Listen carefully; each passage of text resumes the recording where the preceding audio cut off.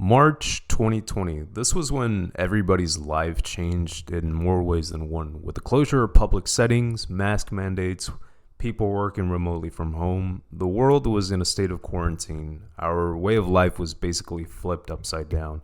People had more time than ever before to live their lives through the internet. There was more time to surf through your favorite social media apps, playing online video games with your friends, and endless online shopping. Animal Crossing New Horizons was the game of the COVID-19 pandemic era. There was no better game to release at the time. It was a game in which people could socialize remotely and express their creativeness. It brought everyone together. It was a beautiful thing to see. I put about 140 hours into New Horizons, and I quite enjoyed my time with it. If it wasn't for the circumstances at hand, I probably would have never given the Animal Crossing series a shot. New Horizons even went on to become the best-selling Animal Crossing in the series, selling over 40 million units. It's the second best-selling game on the Switch, second only to Mario Kart 8 Deluxe. And if you want to be that guy and choose to exclude Mario Kart 8 Deluxe from the list, considering a good portion of the 50 million units sold of that game came bundled with the Switch, well, Animal Crossing is the number one selling game on the Switch, beating out Nintendo's top three juggernauts in Mario, Zelda, and Pokemon. I'll be the first one to tell you that games like Animal Crossing are not at all my thing. I've tried playing games such as Stardew Valley and Harvest Moon in the past, but these games aren't really for me. And with the pandemic, everyone and their mom was playing New Horizons, so I decided to hop on the hype train and follow the trend. The pandemic and Animal Crossing New Horizons was the perfect recipe in creating an escape for everybody. It was the game of 2020 to stream on Twitch, create videos out of, and post on YouTube and Twitter. The timing of its release was picture perfect. You couldn't possibly time it any better. According to the CDC on March 15, 2020, states began to implement shutdowns in order to prevent the spread of the virus. The New York public school system, the largest school system in the United States with approximately 1.1 million students, shuts down. Ohio calls for restaurants and bars to close. Airlines and airports were heavily impacted with less air traffic than ever before. Revenue loss and people in direct aviation jobs decreased approximately by 43%, and aviation supported jobs estimated to have reduced about 52%. Life as we knew it had changed. No one really knew what was next following these shutdowns or how long they were going to be into effect.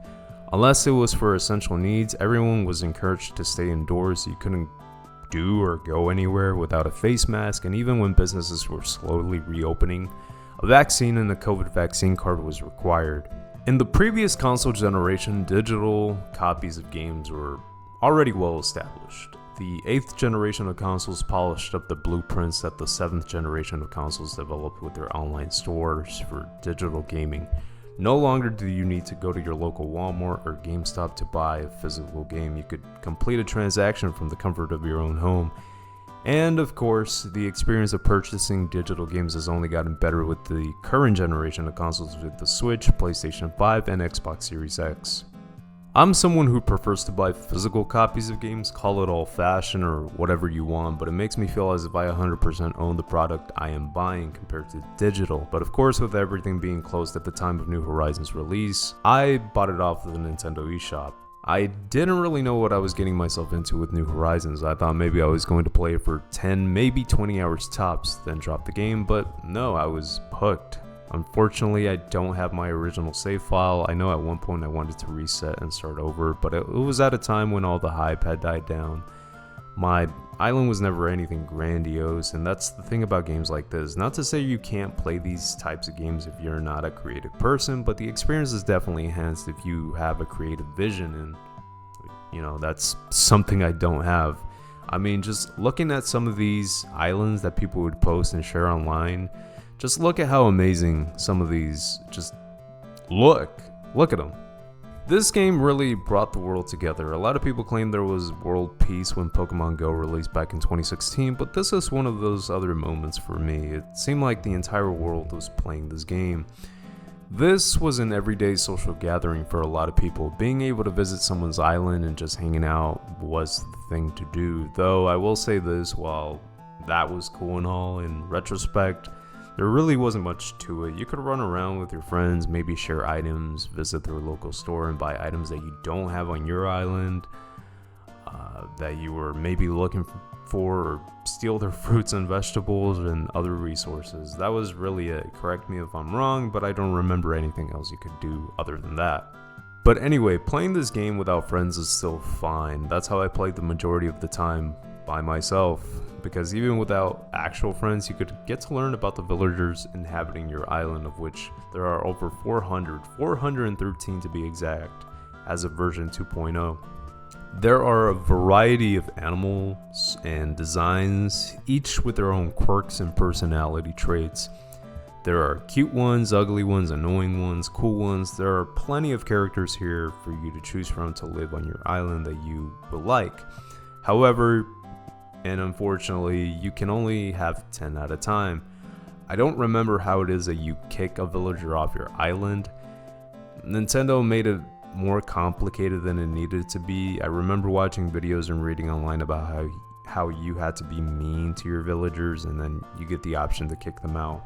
I don't really remember, I don't really know, but let's say you had the 10 and you wanted to get someone replaced or whatever. It was just convoluted, it was complicated, and it didn't really make any sense to me.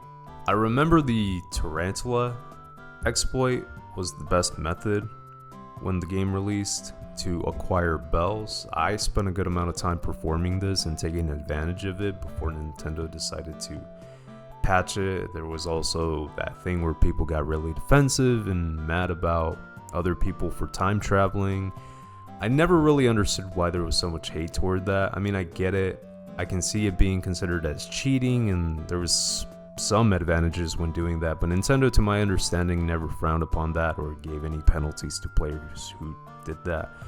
Also, this doesn't really ruin the experience for other people. It doesn't do anything to your save file. As long as it didn't interfere with my experience, I never saw the issue nor cared enough to give it the time and energy like some of these people did.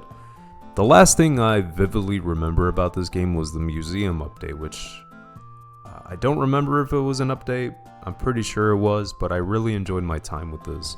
I love collecting items in games. The museum was that pretty much for me. Collecting different types of bugs, fish, and fossils, and then seeing your museum grow and expand was a blast for me. And how can you not love Blathers? I mean, look at him. Blathers is, as the kids say these days, goated. November 21 was the last time that Animal Crossing New Horizons received a major update. Version 2.0 was marketed as the last free content update, to the disappointment of many players. Happy Home Paradise was the last official update, and it was a paid DLC that released back in November 5th of 2021.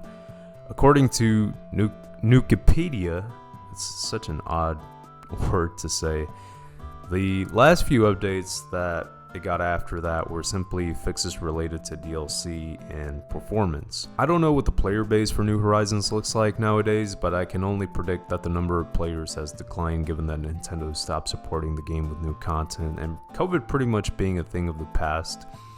And I'm honestly not sure that the next Animal Crossing game will reach the heights that New Horizons did. I could be wrong, but I think the series reached its peak with this title given the situation at hand.